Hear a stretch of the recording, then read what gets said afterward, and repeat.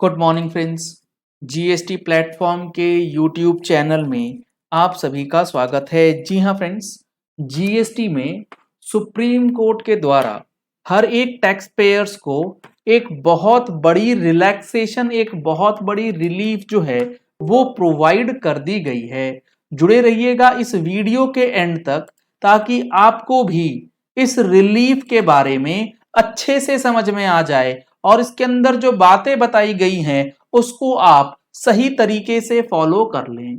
यहां पर आप देख पा रहे हैं honourable supreme court of India की तरफ से जो ऑर्डर दिया गया है जिसमें यह बताया गया है कि ट्रांजिशनल क्रेडिट को फाइल करने के लिए विंडो जो है across all the tax payers open जो है वो जीएसटी पोर्टल को करना है।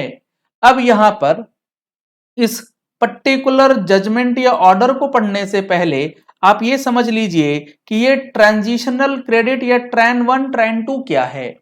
जब जीएसटी लगा था 17-18 में तो उस टाइम पे जो हमारा वैट और एक्साइज का टैक्सेस हमने ऑलरेडी पे किया हुआ था अपने स्टॉक के ऊपर, तो उसका बेनिफिट आपको जीएसटी के अंदर दिया गया था या फिर आपकी service tax return, excise return और वैट रिटर्न के अंदर जो आपका टैक्सेस एक्सेस अमाउंट पेड था बट आपको उसको जीएसटी में ट्रांसफर करना था थ्रू ट्रांजिशनल प्रोविजंस, वो आप नहीं कर पाए थे with in the time limit क्योंकि टेक्निकल ग्लिचेस इतनी ज्यादा थी। 27 दिसंबर 2017 लास्ट डेट थी, उसके बाद काफी सारे लोग जो है ये फाइलिंग्स नहीं कर पाए थे। उसके बाद हुआ क्या, उसके बाद अलग अलग टैक्स पेयर्स हाई कोर्ट से जाकर के इंडिविजुअल अपना रिलीफ ले आते और उनको ट्रांजिशनल क्रेडिट का बेनिफिट जो है वो दे दिया जा रहा था। या फिर किनकी अगर टेक्निकल ग्लिचेस के मामले में यहां पर जीएसटी काउंसिल के पास ये प्रूफ करने से कि हमने टेक्निकल ग्लिच का सामना किया इसीलिए नहीं फाइल हो पाया, तो वो कोर्ट से ऑर्डर ला करके जीएसटी काउंसिल के डिसीजन के बेसिस पे आपके लिए इंडिविजुअली पोर्टल जो है वो ओपन कर दिया जा रहा था। अब ये सारी चीजें सुप्रीम कोर्ट ने जनरल चीजें कर दी हैं कि आपको एक स्पेसिफिक टाइम विंडो देना होगा जिसके लिए यहां पर कुछ गाइडलाइंस भी दी गई है। तो यहां पर आपके लिए फिर से एक चांस है अपनी ट्रांजिशनल क्रेडिट को लेने के लिए, तो जुड़े रहिएगा इस वीडियो के एंड तक, काफी इंपॉर्टेंट होने वाली है। Considering the fact that various high courts had allowed the writ petitions filed by the registered assessee seeking a direction to avail the transitional credit through Tran 1 and Tran 2 beyond the statutory limit of 27/12/2017, this honorable court may kindly consider the following। क्योंकि different high courts ने जब ये चीज मानी है कि बहुत सारे एसएससीज में जो जा रहे हैं उनके पास उनको प्रॉब्लम आई है, तो ऐसा तो नहीं हो सकता बाकी जो नहीं आ रहे हाई कोर्ट्स उनको प्रॉब्लम ना आई हो। और ये जो स्टैट्यूटरी टाइम लिमिट था 27/12 का वो निकल चुका है, तो अब इस संबंध में क्या करना है। जीएसटीएन में be directed to open the common portal for filing the concerned forms. GSTN को डायरेक्शन दिया जा रहा है कॉमन पोर्टल ओपन करें और वहां पर जो ये ट्रैन 1 का फॉर्म है और ट्रैन 2 का फॉर्म है उसे फाइल करने का ऑप्शन मिले across all the tax payers. कब तक? फॉर 2 मंथ्स, 2 महीने का टाइम पीरियड देना चाहिए। प्रेफरेबली 1 सितंबर से 31 अक्टूबर के बीच में ये ट्रांजिशनल क्रेडिट का फॉर्म्स जो है आप भर सकते हैं।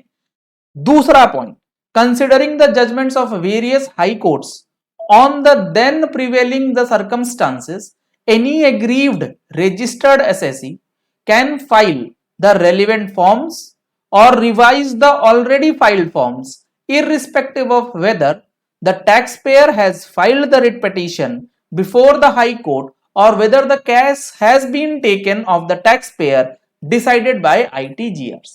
यानी कि अगर आपको ट्रांजिशनल क्रेडिट का फॉर्म भरना है, आपका इनपुट टैक्स क्रेडिट वाकई में है और आप रिट नहीं फाइल करते हैं, तो उसके केस में भी यहां पर ऑप्शन जो है वो दिया जाएगा, या आपने ऑलरेडी फाइल कर दिया था उसे आप रिवाइज करना चाहते हैं उसका ऑप्शन भी दोबारा 2 महीने के लिए खोलने की बात जो है वो सुप्रीम कोर्ट ने डायरेक्ट किया है कॉमन पोर्टल को। तो यहां पर 2 महीने का एडिशनल विंडो जो है वो जल्द मिल सकता है। इसके बाद GSTN has to ensure that there are no technical glitches during the said time. ये जो 2 महीने का पीरियड होगा जब अपने को ट्रांजिशनल क्रेडिट के फॉर्म्स भरना अलाउ करेंगे, उस टाइम पे GSTN को यह भी देखना होगा कि किसी भी प्रकार का कोई भी टेक्निकल ग्लिच जो है उस पीरियड में नहीं होना चाहिए। यानी कि वो 2 महीने का पीरियड बिल्कुल स्मूथ फाइलिंग्स होनी चाहिए ट्रान 1 और ट्रान 2 फॉर्म की। आगे यहां लिखा गया है the concerned officers are given 90 days thereafter to verify the correctness of the claim or the transitional credit and pass appropriate orders on merit। जी हां फ्रेंड्स, आप पहले जो ट्रांजिशनल क्रेडिट का फॉर्म भरा करते थे उसमें क्या होता था, आपने जैसे ही फॉर्म सबमिट किया आपका इनपुट टैक्स क्रेडिट का अमाउंट आपके इलेक्ट्रॉनिक क्रेडिट लेजर में ऑटोमेटिकली पोस्ट हो जाता था। लेकिन यहां पर जो एक छोटी सी चीज है वो ये है कि आपको अलाउ किया जाएगा ट्रेन 1 या फिर ट्रेन 2 को फाइल करने के लिए। इसके लिए आपको दिया जाएगा 2 महीने का विंडो। जब आप इस फॉर्म को फाइल कर देंगे तो इस फॉर्म को फाइल करने के बाद 90 डेज का टाइम पीरियड दिया जाएगा आपके प्रॉपर ऑफिसर को, टैक्स ऑफिसर को, कि आपने जो क्लेम फाइल किया है या जो भी ट्रांजिशनल क्रेडिट का दावा आपने किया है उसको वेरीफाई किया जाए। डायरेक्टली क्रेडिट लेजर में नहीं जाएगा, पहले आपके ऑफिसर्स इस चीज की वेरिफिकेशन करेंगे, करेक्टनेस चेक करेंगे कि जो भी क्लेम आप करते हैं वो सही है या नहीं। इसके लिए आपके क्लेम के लिए डॉक्यूमेंट्स वगैरह जो है वो मंगाए जा सकते हैं जिसे चेक किया जाएगा और after scrutiny, after verification with in 90 days appropriate order pass किए जाएंगे और ऑर्डर पास करने के बाद ही आपका जो इनपुट टैक्स क्रेडिट का अमाउंट है, चाहे वो CGST का हो या SGST का हो, आपके रिस्पेक्टिव इलेक्ट्रॉनिक क्रेडिट लेजर में डाल दिया जाएगा। Thereafter, the allowed transitional credit has to be reflected in the electronic credit ledger। और वो अमाउंट जो ट्रांजिशनल क्रेडिट का अलाउ किया गया वो आपके इलेक्ट्रॉनिक क्रेडिट लेजर में आएगा। इफ रिक्वायर्ड, GST काउंसिल में also issue appropriate guidelines to the field formations in scrutinizing of such claims।